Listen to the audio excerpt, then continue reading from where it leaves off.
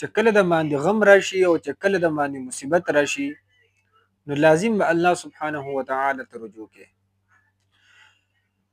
آدم علیه السلام چې کله د جنت نه راووتو د شیطان په وجه باندې نو آدم علیه السلام خفګان وسره چې کله الله سبحانه وتعالی غلطي شیطان ته منسوب کړه چې شیطان د وجنه او دا شیطان آدم علیه السلام دوکه کو نو آدم علیه السلام خوشاله شو.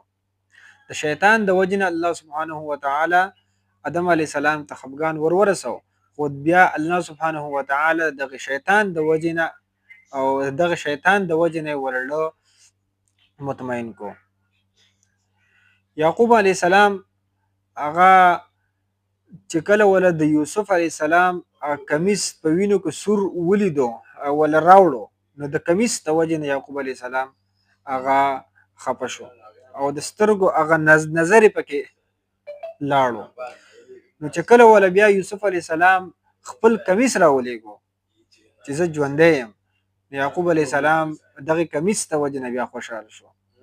د کمیس ته وجنه الله سبحانه وتعالی وتغم ورسو رجوع وکړه الله سبحانه وتعالی ته نو د کمیس دغه کمیس ته وجنه الله سبحانه وتعالی ورته هغه خوشحالي او راحت نصیب کو.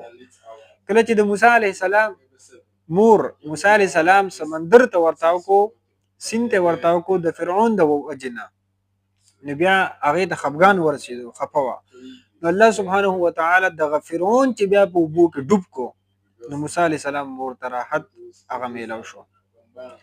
دغه شان چې تا ته څه مصیبت در ورسي هغې به صبر کې او هغې به د الله سبحانه وتعالی ته به رجوع کې نو بیا الله سبحانه وتعالی تا ته لازم خوشحالي درکوي. ان مع العسر یسرا په سختۍ پسې هغه راحت الله سبحانه وتعالی ورکوي او ته به لږ صبر کوي.